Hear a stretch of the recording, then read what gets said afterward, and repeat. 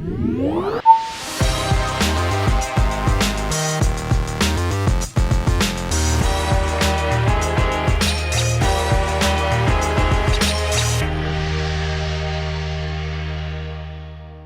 up, everyone? Welcome to episode 5 of Preloaded, the podcast dedicated to previewing and talking about all of the biggest and most exciting upcoming video games. My name is Josh Finderup, and I am joined, as always, by the other half of Preloaded, Mr. Jackson Vanover. How are you doing this week, Jackson? I am great, Josh. I'm really excited to dive in. Ubisoft, Xbox, we've got so much to talk about. We sure do. Yeah, we just watched Ubisoft Forward, and we have a ton of Xbox news. We got a literal avalanche of Xbox news this week. We're going to talk about all of that, plus a little Call of Duty, so you'll definitely want to stay tuned. But before we get into anything, we do have some housekeeping to go over. Preloaded posts every Monday. You can catch the video version over on Jackson's YouTube channel. If you're not subscribed, he's jayvee, Jayvee on YouTube. Or if you prefer to listen, you can catch the audio versions on Apple Podcasts, Google Podcasts, Spotify, and Stitcher. And if you are listening on any of those platforms and you actually enjoy the podcast, we'd love for you to leave a 5-star review or even a written review. That'll help us as we try to grow our audience. So we'd really appreciate that. You can also write into Preloaded at the email address preloadedpodcast@gmail.com. We welcome all of your feedback, but we'd love to get your questions. If there's anything that you want to hear Jackson and I talk about on the following week's show, whether it's games we like, games we don't like, anything you want to know about, send us your questions and we'd love to hear from you.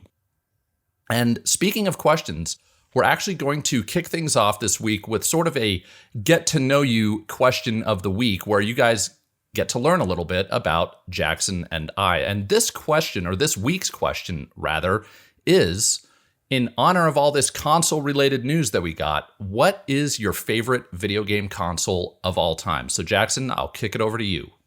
So Josh, I was thinking about this today a lot, actually, and I've narrowed it down to 2, and they're both kind of nostalgic for me. The first is PlayStation 2, because a lot of memories were made on that console. Ratchet and Clank, Grand Theft Auto San Andreas, SSX, those were some landmark video games that kind of shaped who I am and my tastes. But I have to give it to Xbox 360, actually, because that era and like 2007, I'm sure in a future podcast episode, we're going to talk about like the best year of video games of all time. And I think you have to give it to 2007. But just the sheer amount of games that came out that year that were so amazing, like BioShock, Mass Effect, Assassin's Creed, just way more. If you look up that year, it is just one of the best years for video games. So I have to give it to Xbox 360 for that reason.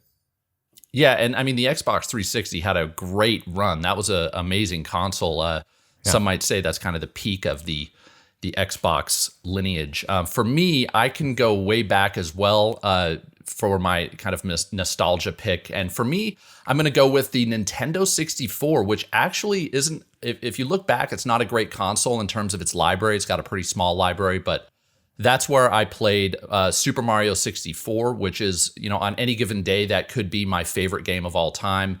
The Legend of Zelda, the Ocarina of Time, just a ton of great memories with some of the Mario Kart 64 is another one, some of these Nintendo exclusives. So again, like you with the PlayStation 2, I just had a lot of great memories on that console. But in terms of the consoles that I've probably gotten the most enjoyment out of, I got to be honest, it's probably the PlayStation 4. I just have really enjoyed all of the Sony exclusives we've gotten to play. I remember when I first got, this is going to sound like a knock on the Xbox One, but when I first got, on day one, I got both the Xbox One and the PlayStation 4. And I couldn't play my Xbox One because I had a controller issue. So I had technical difficulties, my Xbox One. And the PlayStation 4 just worked right away. And ever since then, I've kind of just been, that's kind of a, I don't know if a metaphor is the right word, but for my entire experience with the PlayStation 4. It's just been great all the way through. Love the games on that system, and I'm really looking forward to the PlayStation 5 and the Xbox Series X, which we are going to get into here in a little bit. But thank you for sharing that with us, Jackson. We are now going to get into the games, kind of the news of the week, starting with what is out this week. Every week we count down, or rattle off rather, all of the games that are coming out starting on Monday all the way through the Friday, the week that we post the episode. And this week we've got 4 games coming out of note, starting with Spelunky 2. That comes out on Tuesday, September 15th. And then Crysis Remastered comes out. And I should note, actually, before I move on, Spelunky 2 is on the PS4. And Crysis Remastered comes out on the PS4, Xbox One, and PC. That's Friday, September 18th. And then a big one for Nintendo fans, Super Mario 3D All-Stars, comes out for the Switch on Friday, September 18th as well. And the last release, also on Friday, WWE 2K Battlegrounds, which comes out for PS4, Xbox One, Switch, and PC. So which of those games are you looking forward to, if any, Jackson? So for me, Crysis is kind of interesting. I don't think that I'm going to play it, but for me, I am going to pick up Super Mario 3D All-Stars for my Switch because I just got my office kind of gaming setup situated. I got a couch in here, and so now I can just chill back, relax, and I really want to revisit Super Mario 64. I know you mentioned that as one of your favorite games on the Nintendo 64. I'm absolutely going to revisit that, and then Super Mario Sunshine. I mean, it's just an amazing thing that they announced out of nowhere. What was that, last week? And so I'm going to definitely spend some time checking those out. Yeah, same here. I'm maybe going to check out Spelunky 2. I didn't play the first Spelunky, but I know that people love that game. And to be honest, the gameplay does sound like it's right up my alley. So we'll see if I have time to check that out, because I am going to be spending some time, like you are, with Super Mario 3D All-Stars. I haven't played Super Mario 64 all the way through since it came out, so I'm really looking forward to digging into that. I have to say I'm a little disappointed that this doesn't include Galaxy 2, because that's one of the few mainline Mario games I haven't actually played. But overall, yeah, I'm really excited for that, and it should be a fun weekend with Mario. Moving on, we now want to look back at the games that came out last week with our review roundup. Last week we got reviews for, or rather this week, we got reviews for The Outer Worlds Peril on Gorgon, which was the DLC for The Outer Worlds. And this is sitting at a top critic rating of 76. Again, we use OpenCritic. Top critic rating of 76 and a recommended rating of 61. And Kingdoms, well, before I get into that, move on, that seems a little low. Did you play The Outer Worlds, Jackson? Yes, I did play The Outer Worlds. I did enjoy it, but I kind of came away feeling like it was a B tier experience, kind of just something that you can enjoy, but it's not going to knock your socks off. And I heard that the DLC is pretty much the same thing. So I'm probably not going to check that out. Yeah, I didn't play The Outer Worlds, but I was disappointed for fans of the series that this didn't review a little bit better, but I guess, 76%, not bad. Next is Kingdoms of Amalur Re-Reckoning. Excuse me. This is the remake that was released of the popular RPG from, 7 or 8 years ago, I think. It is sitting at a top critic rating of 75% with a recommended rating of 70%. Everything I've heard about this is that it's basically like a bare bones remaster, so nothing really new here. Next is NBA 2K21, which is sitting at a top critic rating of 67% and a recommended rating of 36%. That series usually reviews incredibly well, but not the best for 2K21. And lastly, we finally got a good round of reviews for Marvel's Avengers, which is sitting at a top critic rating of 69% and a recommended rating of 44%. I'm curious to get your take on the Marvel's Avengers reviews or any of those others that I mentioned, Jackson. Sure, yeah. So for Kingdoms of Amalur, I follow a YouTuber who was expecting a lot more. His name is Mr. Matty Plays, and he basically came out and said that he was disappointed. He thought that there needed to be some more quality of life changes, and like you said, it pretty much came out as a bare bones remake. And I was not a huge fan of the original game. It didn't seem like a polished RPG, and didn't really match what I was looking for out of one of those kinds of games. So. Again, that's not something I checked out, so I'm probably not going to spend time on it. NBA 2K21 is very interesting to me. This is a down year for sports games. We saw the same thing with Madden NFL 21. People are just not vibing with those games. So that's interesting there. And then I haven't played more of Avengers, but it does seem that people recognize that it's got, strong points, but the overall product kind of falls short. What did you think, Josh? Yeah, I mean, we'll get into this a little bit more in the where we talk about what we played, but I have been playing more Avengers, but it's been a struggle. I have to kind of, I am not excited every time I jump back into that game. I just kind of want to finish it for the sake of finishing it. That's one of my gaming peeves. I don't like starting games and not finishing them. Right. Since I know the campaign is relatively short, I probably will finish this one up, but it has not been, I actually think a 69%, maybe a 70% is pretty spot on for this game. Yeah, that seems where it is for me, even though I haven't played more than about 5 hours. With that out of the way, we are going to take our first break. And when we come back, we are going to get into the week in previews. And boy, do we have a lot to talk about. So we'll be right back.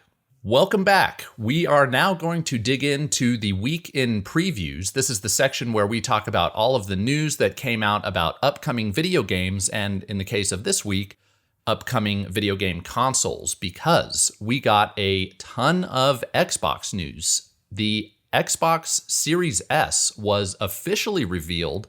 I believe this happened Monday evening and into Tuesday morning, if I'm not mistaken. And we also got some information about the Xbox Series X launch. I'm going to do my best not to confuse those two. Anyhow, the Xbox Series S is, we now know, releasing on November 10th. That's official. And it has a retail price of $299 US and 249 pounds if you live across the pond. And pre-orders will start on September 22nd. So that's the Series S.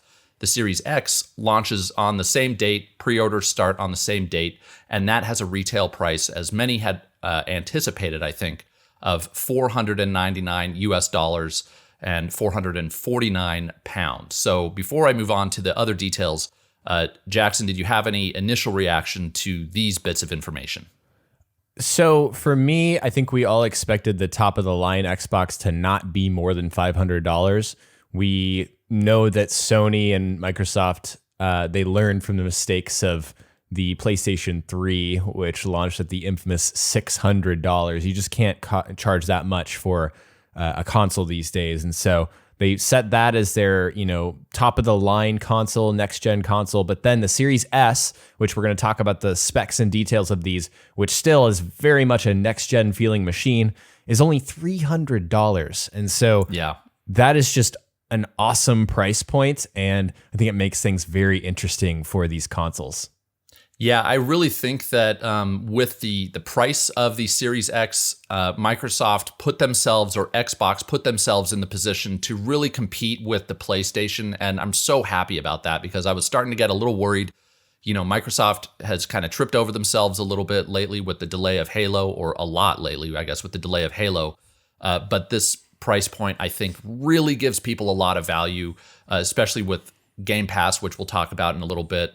So, I think they put themselves in a good position. I really think they actually hit a home run with the Series S, which I didn't expect. I'm really happy about that. Now, speaking of the Series S, we did get its specs as well. And as you said, Jackson, this is definitely a next-gen system. To me, I think the biggest confirmation of that is that this box does have a SSD.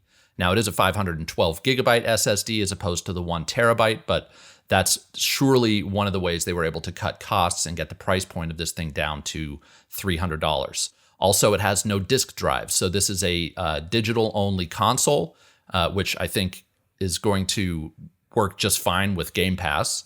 Then we also know that this is everything I've read, and correct me if I'm wrong here, Jackson, if you've seen something differently, but everything I've read has been talking about how the biggest difference between the Series S and the Series X in terms of performance is that it won't output at 4K. So if you're not concerned about 4K, it does output at 1440p at up to 120 frames per second. And honestly, if you don't have a 4K TV or you don't care about it, this might really just be a more viable option. So there's that. Some other bits to mention. The Series S runs at 4 teraflops as opposed to the 12 teraflops of the Series X. And that, I'm sure that comes into play with that 4K resolution for Series X. And then also the Series S has 10 gigabytes of RAM as opposed to 16 in the Series X. And then, of course, it's less than half the physical size of the Series X. So those are the kind of top line specs. Was there anything there that stuck out to you, Jackson?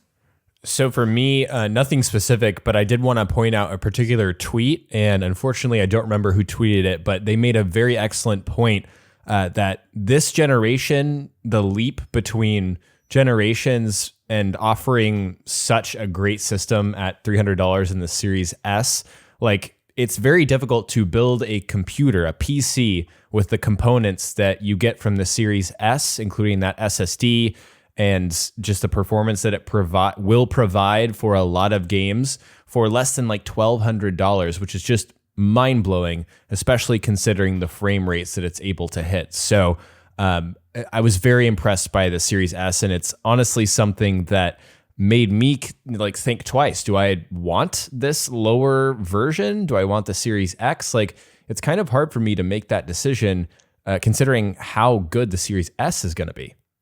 Yeah, I mean, especially as you mentioned, I don't want to sound like a broken record, but especially at the price point, the fact that they managed to cram all this hardware into this box at $300. Again, a 512 gigabyte SSD, like that's it. I understand some people might be saying, oh, well, that's only going to fit like 5 games or 4, maybe even after the operating system takes up some space, but SSDs aren't cheap. It is a fast SSD, and that means that you're going to get all the benefits of that other next gen consoles are going to have, like the fast loading and some of the other benefits that an SSD provides. And I think that's really great for people who want a cheap entry point to next gen. So yeah, again, I think that they hit a home run with the Series S, particularly for people on a budget or let's be honest, a lot of kids are going to ask for a next-gen console for Christmas, but a lot of parents are going to be on a budget, so this is maybe the best option for someone in that position.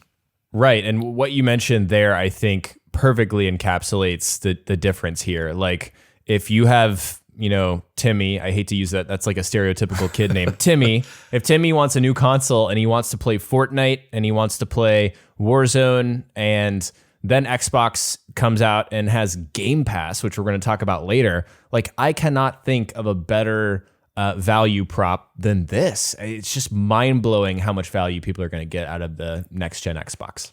Yeah, and just real quick, I should note, parents with kids aren't the only people on a budget, especially this year. So right. Again, with everything going on this year, it's just great to have a cheaper option out on the market.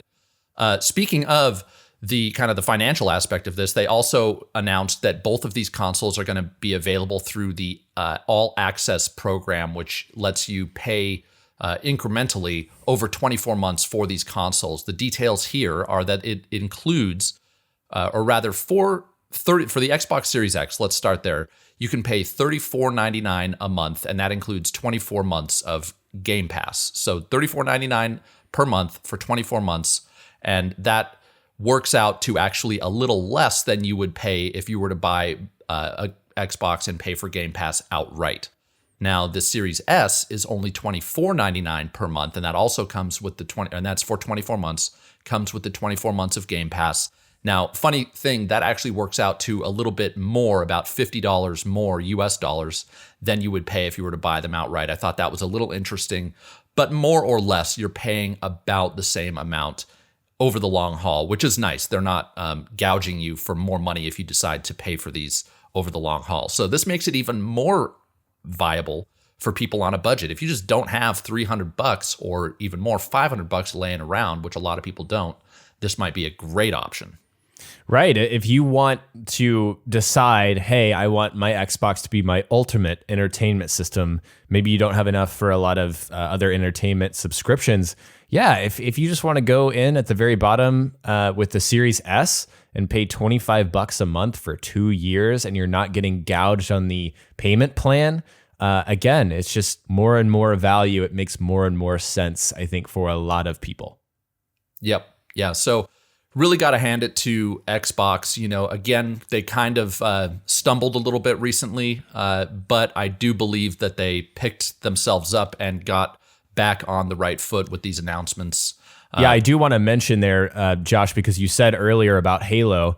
it is a testament to how they've handled the reveal of this stuff that we are not still talking about Halo. I know that Halo was the big stumble, and we were talking about Halo a lot, but the fact that they've come out with the pricing and all of this stuff, and that's what we're talking about instead of going back and still thinking about Halo Infinite being delayed, this is a big deal.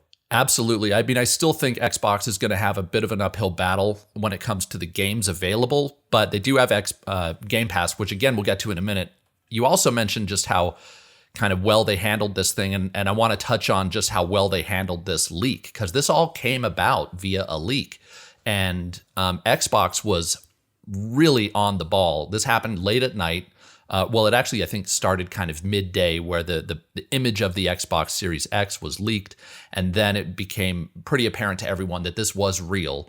And Xbox came out with, did you see the tweet that they came out with before they confirmed it? Yeah, with that, the puppet, I don't know where it's from, kind of confirming. It's one of those memes. Yep. That everybody has seen. And then they came out, I think it was at in the AM hours. I want to say it was at 1 a.m. I could be wrong about that, where they said, let's make it official. And they confirmed that the Series S was real. So got to hand it to them on that. Any other thoughts on the systems? Maybe the look of it. Did you want to talk about that at all? Yeah, it's very understated. I think they're going for a completely different angle, obviously, compared to the PlayStation 5, which is this almost alien-looking machine, kind of like a work of art. I do like the understated look. The Series S looks very interesting with that kind of open vent sort of look on the top there. It's nice that there's no disk drive in that, and I'm hoping that system is quieter. I'm hoping the same thing for the Series X, but who knows? I mean, my PlayStation 4 Pro is just so loud. It's unbelievable. But I like the way that the Xbox new next gen looks. Yeah, I actually think the Series X is, for me personally, the best looking next gen console on the market. And funny enough, I actually think the Series S is one of the worst. I'm not a big fan of the way the Series S looks, but I think had they just made that vent white, it would have been fine. Then they would have kind of looked like they're in the same family, but I just don't like how they look like they're almost in two separate families entirely. But that's just me. I'm not going to look at it all that much. The looks of the console don't bother me. I, like you, I'm kind of debating, do I want to, maybe I'll get a Series S. I don't know, but, it's funny that you mentioned the colors. I just wanted to say, because it almost feels like, and this could be completely off base, but the two-tone look almost feels like they're trying to take a little aim at Sony there with their PlayStation 5 two-tone look. I mean, we can't not be considering that. Yeah, I hadn't thought about that. That is a very interesting point. And another point I want to bring up, going back to the price point, I don't want to jump around too much, but I thought it was really interesting that, speaking of PlayStation, this lower price point model, I wonder how many people who are like PlayStation hardcore gamers who were planning on getting a PlayStation 5 and have never wavered on that, but now are looking at this and saying, well, maybe I'll also pick up an Xbox Series S. That's just another kind of wrinkle to this whole thing. That's a great point. I hadn't thought about that. I think PlayStation's built up a lot of brand loyalty, but hey, if you've got this other console that provides such good value and you still want to play those Xbox exclusives, however few there might be, there's a really cheap option there.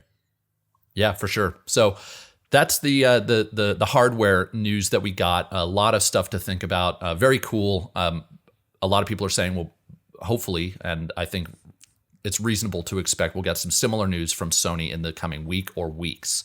Mm-hmm. But the Xbox news doesn't stop there. We also learned that EA Play will now be included with Game Pass, which I believe it's both Game Pass, the regular option, and Game Pass Ultimate, which is amazing. Now, if you're not familiar, EA Play is EA's subscription service, and it includes access to more than 60 EA games, including FIFA 20, Titanfall 2, Need for Speed Heat.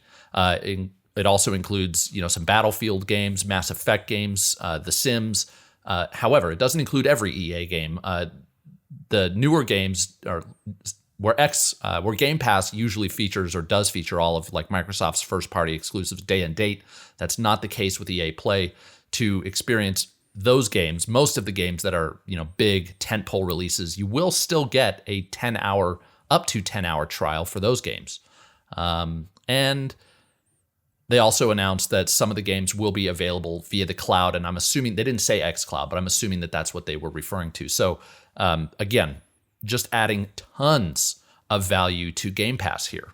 Yeah, and it kind of fits in with what Xbox is trying to offer with Game Pass in terms of just a backlog. Like that is what EA Play, formerly EA Access and Origin Access. I don't even want to start about the bungled naming conventions there with this product, but this kind of signals to me too that these were not a smash hit. They probably weren't doing that great.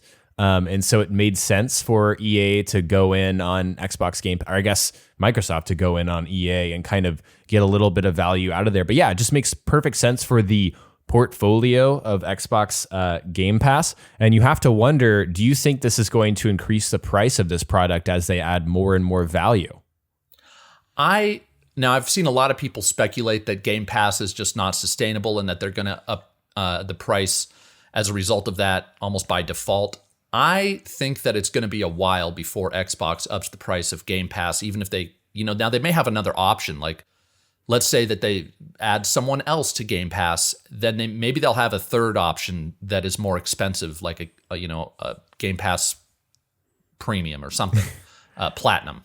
And right. But I don't think that they're going to up the price of the base offering just because I think that would get a lot of backlash. I think that Microsoft and Xbox have pretty much spent all of their what's the term I'm looking for? It's like social capital or something like that. But anyway, their goodwill.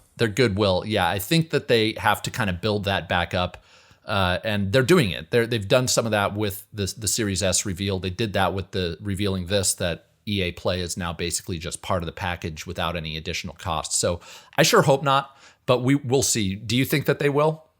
I think there's a possibility. $15 it was already kind of not. I don't want to say that is expensive because by any means it's not. But you're right that it's a firm price point. Like $15, you can sit at that, and it's something that makes sense for the value that you're getting. It's even cheap for the value that you're getting. So yeah, we'll see that. I'm not sure how long it'll take for them to say, we're going to increase the price. Maybe they want to, like you said, build more Xbox brand loyalty, and that brand loyalty comes from Game Pass and how much value you get.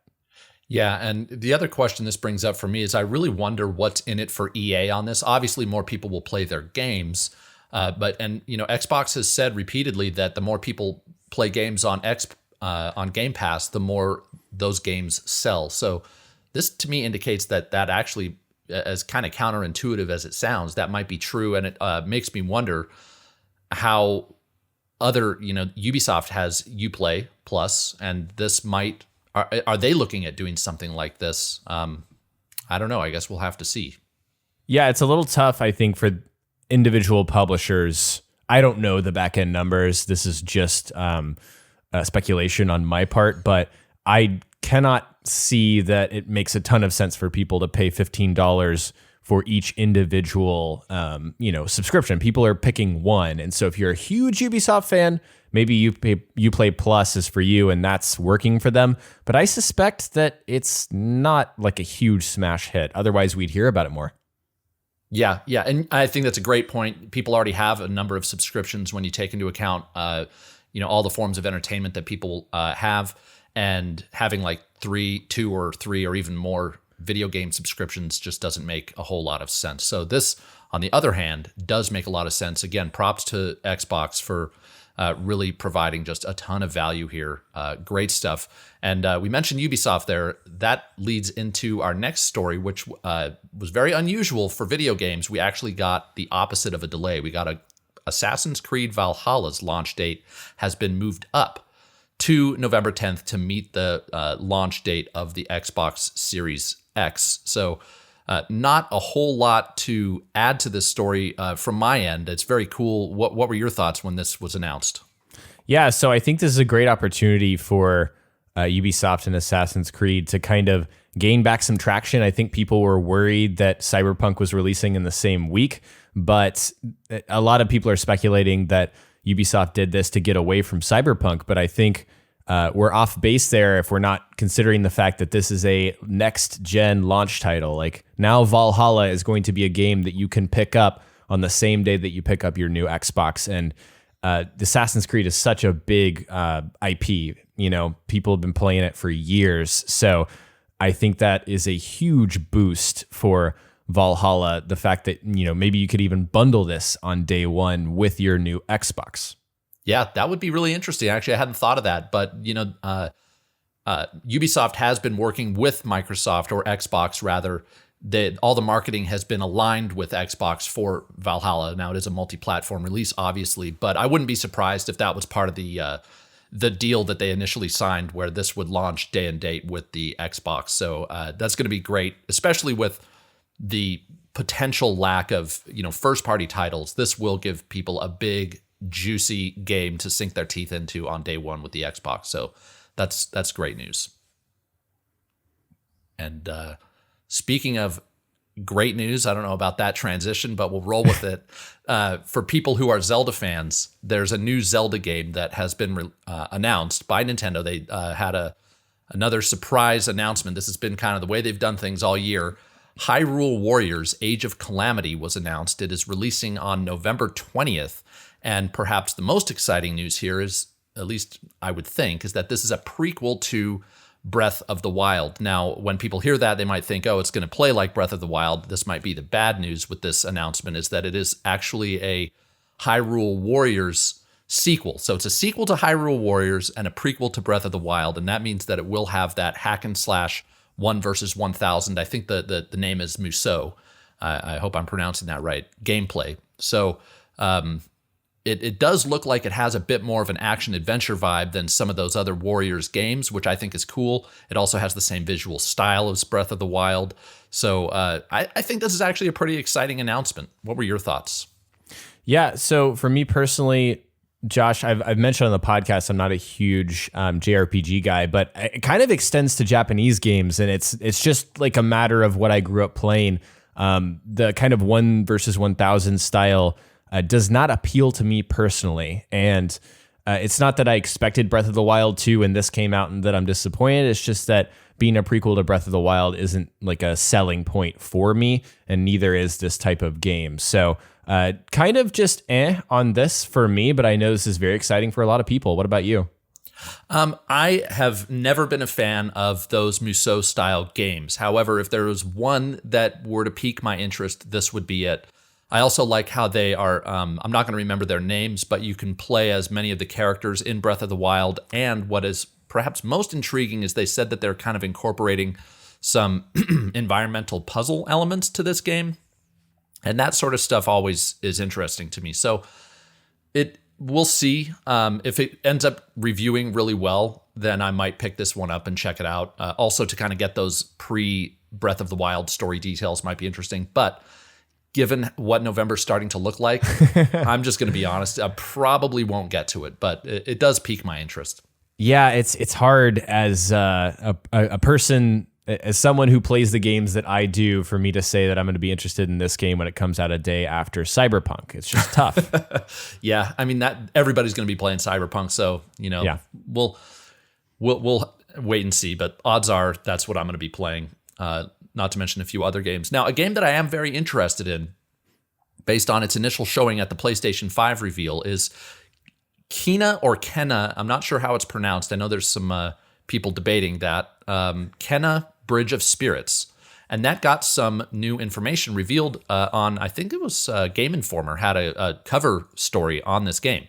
Now, if you don't remember, this is kind of like a action adventure for the PlayStation 5. Now, I do believe it's releasing for the PlayStation 4 and PlayStation 5. Anyways, they detailed some information about how this is going to perform on the PlayStation 5, which I find interesting. Obviously, we know it's going to have faster load times. Some details we got, it's going to load just from not even playing to opening the game. I guess booting the game will happen in just 2 seconds. The load screen that they built for the PlayStation 4 or kind of the animation, they just did away with that entirely on the PlayStation 5 because the load times are so fast. And then we also got some information about how just a lot of the assets on the screen, the forest environments are going to be much more rich. There's a type of character in this game called the Rot, which apparently are these numerous I don't know what you would call them, but characters that appear on the screen, and there's going to be a lot more of them on the PlayStation 5 than the PlayStation 4. So nothing here that is really surprising, but still cool to kind of hear that games are going to be noticeably better on the PlayStation 5. Yeah, I think that's a really solid like selling point for Sony and PlayStation. It's like, look what you've seen that's already amazing on the PlayStation 5. Now go out and spend $500 because it's this much better on the PlayStation 5. So, I've heard that the Rot are kind of like Pikmin. That's what people are comparing them to. So the fact that you're going to see even more of those on the screen, and that's like a core part of the experience, is actually a legitimate reason to want to go and pick up a PS5 if you love this game. Yeah, you know, what this reminded me of in terms of the graphics, not so much the load times, but when, I don't know if you remember when Grand Theft Auto 5 came out with its next-gen version from, it launched on the PlayStation 3 and Xbox 360, but then they released a next-gen version, and it actually looked way better. There was more foliage, and there was just the graphics were much better. So this reminds me of that. I don't know if that... Yeah, no, I know exactly what you're talking about, and it's funny. I don't mean to get on a side story here, but that game had no business launching on the PS3 and the 360. It just ran horribly. But then you look at the games like that can be released on the next gen, and it just completely is a selling point. Like, oh my gosh, I can actually play these games and enjoy them in a way that is satisfying. Yep. Yeah. And I'm also happy to see this game got a cover story on Game Informer. I do think one little detail is I did hear that they say it's a game you can finish it comfortably in a weekend. So this isn't going to be a big, epic, long game, but it is one that I'm interested in. I think it looks really cool, really charming. So I'm looking forward to hearing more about that. Yeah. The next game we heard about is a massive game, not in terms of length, but in terms of just it's kind of the blockbuster game that we all get to see every year. Call of Duty Black Ops Cold War got its multiplayer reveal. And Jackson, you are the resident Call of Duty guy on this podcast, so I'm going to kick this one over to you. Okay, so a lot of creators got to go play Call of Duty Black Ops Cold War and streamers, and then they also had an official reveal. I had some quick impressions that I wanted to share, some odd things. There are health bars on multiplayer enemies in this game, which was like very Borderlands / Overwatch to me. It's like very strange to see something like that in a multiplayer shooter like Call of Duty, but that's what Treyarch does. They kind of make their own decisions, and it's kind of a contrast between what Infinity Ward makes. But I've also watched a lot of previews. People say that the aim down sight on snipers is very quick. So if you like to quick scope out there, this is the quickest apparently since Modern Warfare 3, which was 9 years ago. So that's an interesting change there.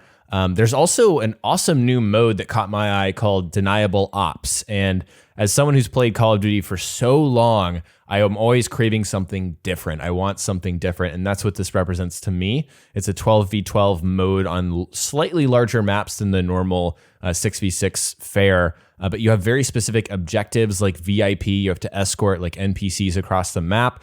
You've got vehicles like tanks, which some people like, some people don't, but I kind of like how it adds a little mix and variety compared to the normal 6v6 stuff that you're playing most of the time. And then we learned that score streaks are back, and they carry through death. A lot of people don't like that, but as an objective player myself, I like to go for the flag. I like to get, areas in domination. That is where I derive my joy, not from getting nukes and kill streaks. So Slayers may not appreciate that. I love that change personally.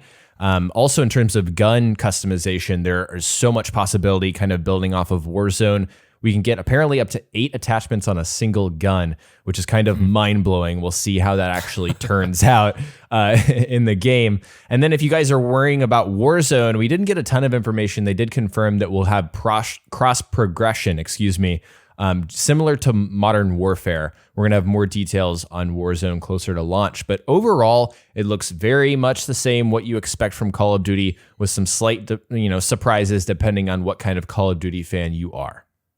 Very cool. So as someone who has not jumped into Call of Duty multiplayer since Black Ops 3, one thing that struck me about this is it seems like, and I don't know if this is a big deal or not, but it seemed to me from the trailers and especially what I saw from the Deniable Ops mode that there's a big emphasis placed on like vehicles and almost like I don't want to say exploration, and story, but that seemed to be an element as well. That stuff was intriguing to me. Am I reading that right? I think you are. I think they wanted to put a front-facing focus on the deniable ops, on the 12v12. So yeah, they want to weave sort of more of a story experience into the multiplayer matches that you are playing, which, like you, that's awesome. I think that's a great move for this franchise.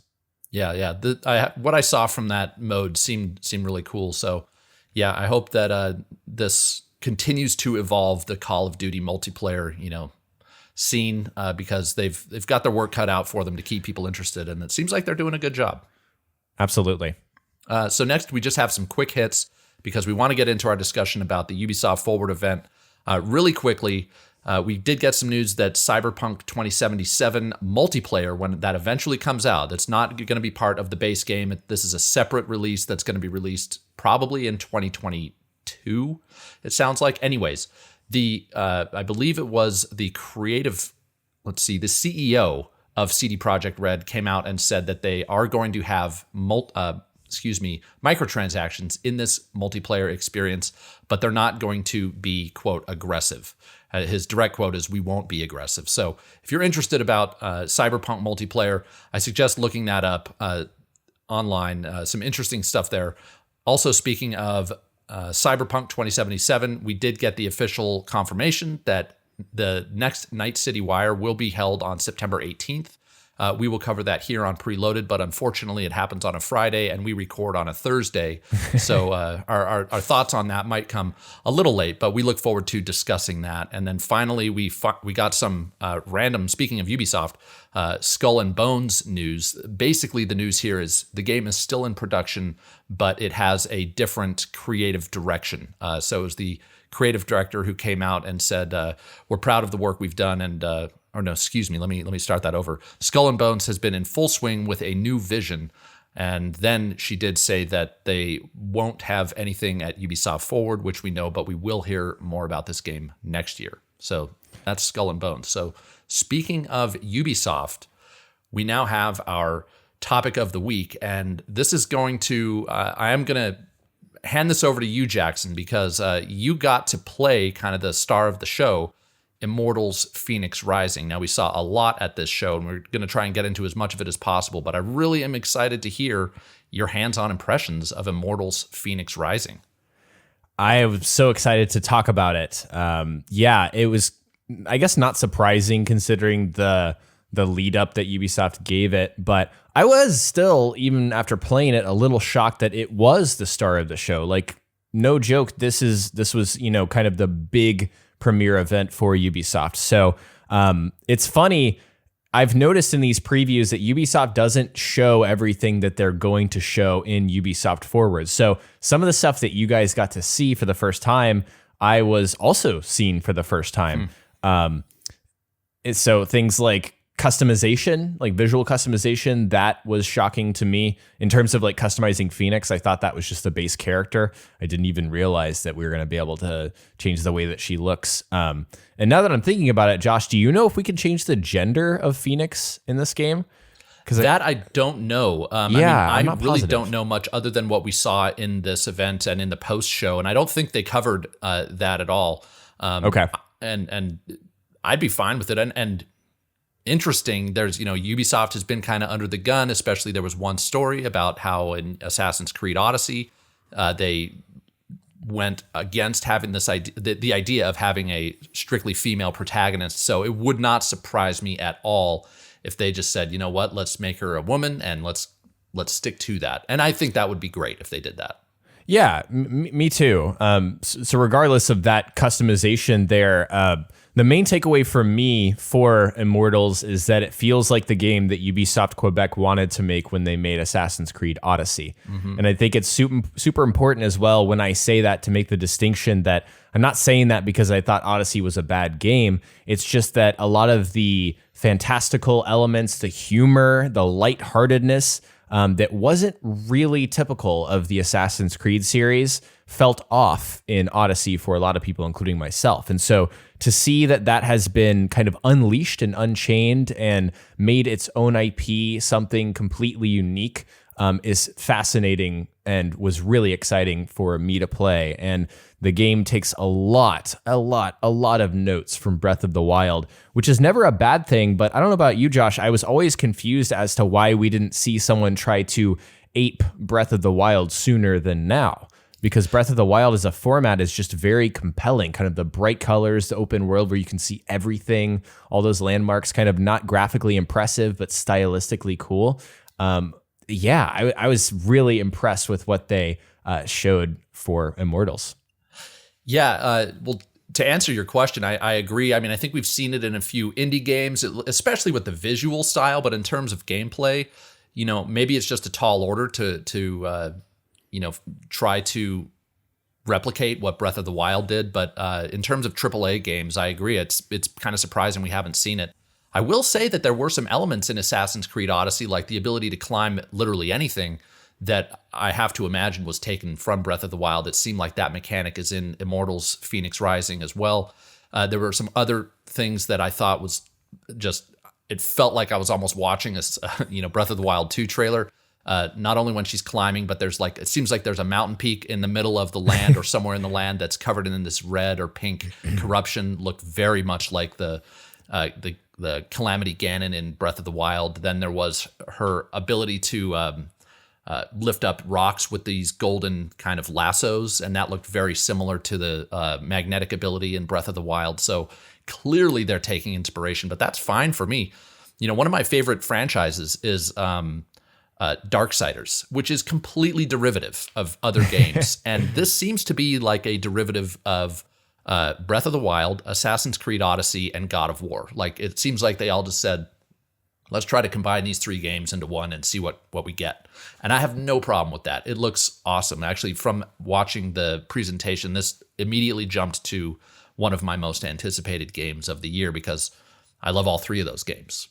So yeah, that's a great description, Josh. I think you pretty much nailed it there on kind of the combo and what to expect. And I completely agree about this being a derivative experience. Some of our favorite games are derivative, and it doesn't make it any less of a game if it is. And so the overall impression was that this made an impression on me that it is all its own and it's completely going on its own direction, even if it is borrowing some elements. Yes, it does kind of look similar to Odyssey in some ways. There's some holdover. It's probably in the same engine, but at the same time, it felt like a wholly unique experience to me. And I can't wait to play it either on December 3rd. I can't believe that it's coming out this year. Yeah, really soon. One question I do have for you is, how much did it feel like other Ubisoft open world games? Because they are they're kind of known for being formulaic. Did it seem to stray from that formula, or did it seem like, did you clearly feel like, I'm playing a Ubisoft open world game? That's tough. I think that some people will play this game and think that they are still playing a Ubisoft open world game.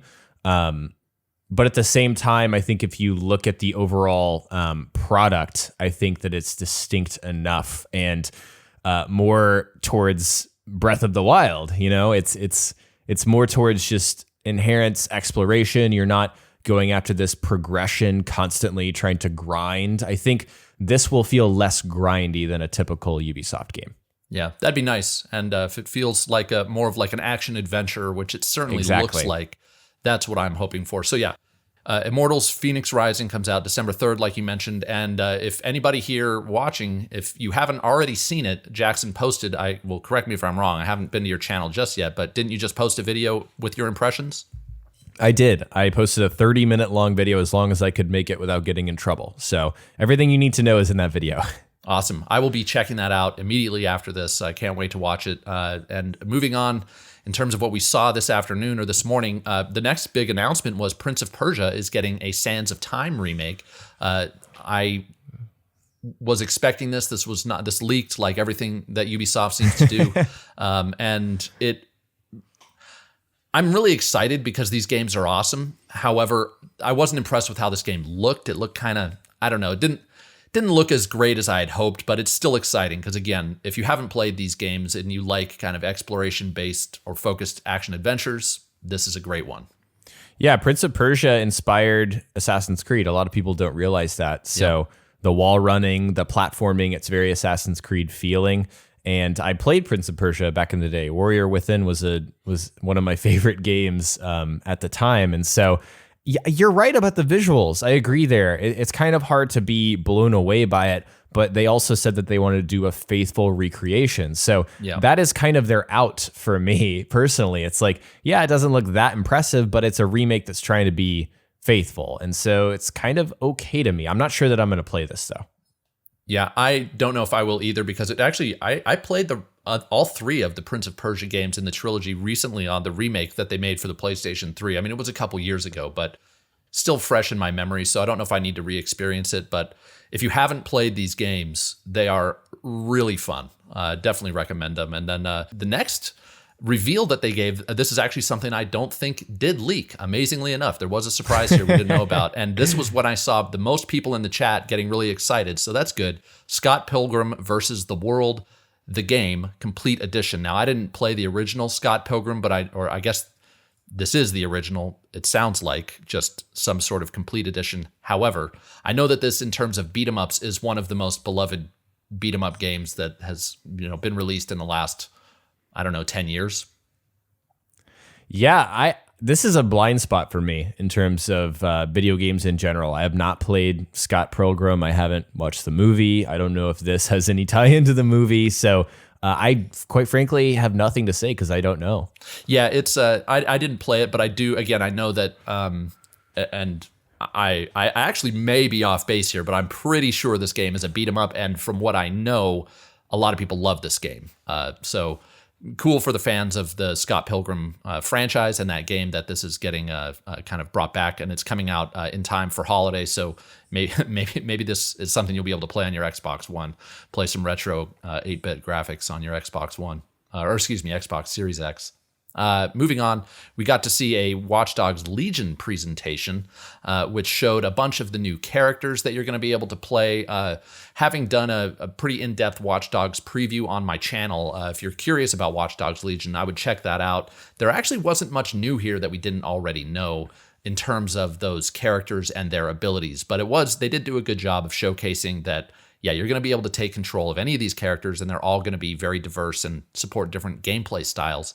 So that's cool. But the new information here was that Aiden Pierce is coming back from Watch Dogs 1, the first one. My initial reaction was, why bring Aiden back, not Marcus? I don't know if you played either of the Watch Dogs games, but Marcus was such a better main character than Aiden, in my humble opinion. I could not agree more. I don't like Aiden Pierce. He just what, I don't know. I was live streaming Ubisoft Forward, and someone in chat was saying, Aiden Pierce is back. Oh my gosh, I really liked him. But in my memory, there was nothing remarkable about him, and Marcus was an awesome protagonist. Yeah.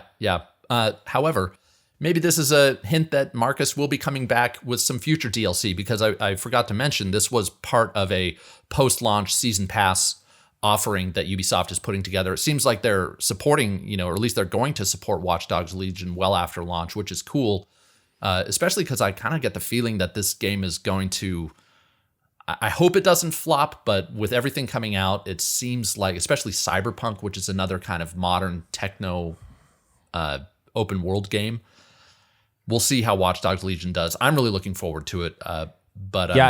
I think that with the season pass Ubisoft strategy, they look at Origins and Odyssey and see just how well their season passes and post-launch content did, and they think they can do that for Legion, and we'll see. Yeah, and I hope so. I do think this game looks really cool. It has a lot of potential. I'll definitely be playing it. The next game that they revealed, this was a brand new reveal, again, one that might not have actually leaked, Riders Republic. This is an extreme sports multiplayer kind of extravaganza where it looks like you'll be able to mountain bike, snowboard, like wingsuit, all these sorts of extreme sports down these open, I don't know if it's open world, but the impression I got of this game was this is basically, it looked like Steep, but with all extreme sports. I don't know if that's accurate, but it looked cool for people who are into this. Yes, I think that's a good way of describing it. It looks cool for people who are into it, and I feel like this is just another attempt of Ubisoft to get into the sports kind of market for video games. But this just kind of a confusing game to me, and this is my visceral reaction. I have the utmost respect for developers who work on games, but I'm just kind of like, this just didn't land for me. I just don't understand how there's a new sports IP in Ubisoft's portfolio when we've already got The Crew. We had Steep. We've had experiments with these kinds of games, and it just seems like Ubisoft is taking another stab at a sports kind of open world multiplayer product. Yeah, and it kind of makes me think that, okay, Steep wasn't the success they had hoped for, so they're like trying again, and there must be right. There must be something here for them, because this looks like they've invested a lot into this game, and it does look like a huge project. Yep. I do like Tony Hawk. I've been, as we'll talk about, I've been playing that. This extreme sports thing does appeal to me a little bit, but yeah. So Riders Republic is set to release on February 25th next year. So we will kind of wait and see what this game turns into. With that, we are going to take our second break, and we will be right back to talk about what we've been playing. And we're back. Now we are going to talk about what we've been playing this past week. Jackson, what have you been spending your time with? So, in contrast to last week, I have not been playing a bunch. I've kind of just been crunching away at projects like my Immortals preview. So, for me, I put a bow on Black Flag. I'm still finishing up some exploration stuff, but I just want to say that I love that game. It's one of the most fun Assassin's Creeds even to this day. So I played that, and then I played the 3 hours of Immortals, and that's about it. Nice. Yeah. Well, I have been playing. I did not take it easy this week. I finished up The Last Campfire, and I recommend that to anyone who's looking for kind of a bite-sized exploration-focused adventure where you solve a lot of puzzles. It's a really charming game. It's by the same developers who made No Man's Sky, of all games. But again, The Last Campfire, definitely check it out if that's your cup of tea. I played a lot of Tony Hawk's Pro Skater 1 and 2. I kind of completed the base campaigns for each of those games, and that... I had a lot of fun with it, but it wasn't as addictive as I remember those games being. I do think that gameplay style is a bit dated. That said, if you're nostalgic for Tony Hawk, or you're really into this kind of combo-driven, high-score chasing gameplay, and you like extreme sports, maybe if you're waiting for the game we just talked about, Riders Republic, to come out, and you want an extreme sports fix, Tony Hawk is... for that, it's great. So I do recommend it. And then I have been playing more Avengers, like I mentioned earlier in the show. It just hasn't been pulling me back in. I've kind of had to force myself to pick it up and try and power through that story. And it's really the story that I'm interested in. The gameplay, to be honest, doesn't do a whole lot for me on that front. So I'll probably put that game down once I do finish the story. And with that, we are going to dig into our mailbag. At the end of every show, we want to take questions from our listeners and our viewers. And this week, we got a question from David, who asks, and I will mention before I read the question, you can write into Preloaded at the email address preloadedpodcast@gmail.com. So if there's anything you want us to talk about, particularly about video games, but heck, send us any questions. We'll try to get to as much as we can. Maybe no medical advice. We're not doctors. Yeah. No, that's a good point. I'll second that. Anyways, from David, we got the question, which are you going to play first? Valhalla, Assassin's Creed Valhalla, or Cyberpunk 2077? Or are you going to attempt to play them both at the same time? A question that's probably on a lot of gamers' minds. You go first, Jackson. First off, I want to say shout out to David. I believe this is one of my patrons. Hi, Nice. Sir. Thank you for your question, and thanks for sending that in. To answer that question, now that Valhalla is coming out before, it is an easy answer. It's going to be Valhalla for me. I anticipate that I'll get a review code for Valhalla, so I'll be playing it a tad early anyways. But in any case, I'm definitely going with Valhalla. I'm going to play as much of that game as I humanly can before Cyberpunk comes out. But I am definitely a one game at a time kind of person. It is hard for me to juggle multiple games, even though I've done it recently. It's not something I like to do. I like to focus on one thing, finish that, then move on. So for me, it's going to be Valhalla and then Cyberpunk. Nice.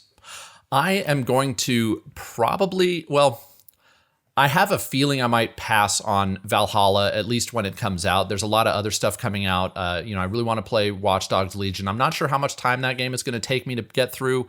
And if at the time that Valhalla comes out, I'm not playing anything else, I'll pick it up.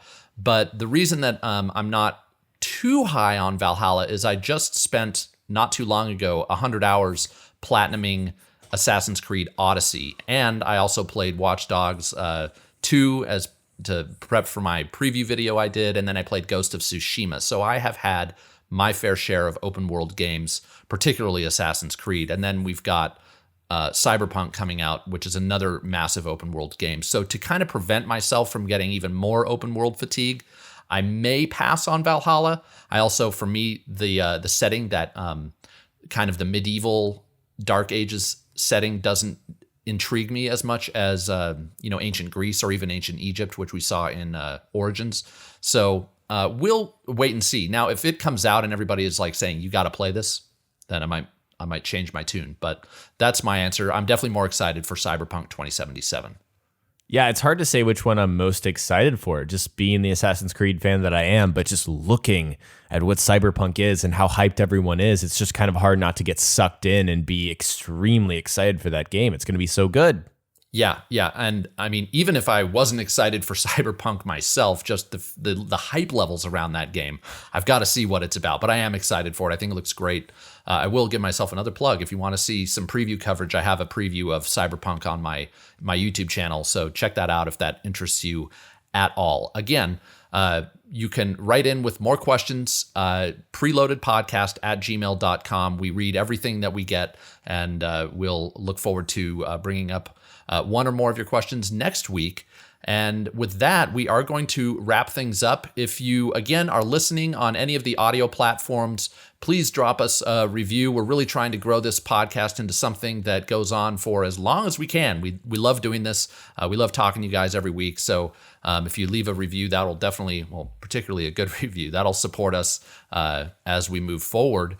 And with that, Jackson, other than the video you just posted, anything going on your channel in the coming days or week, I should say?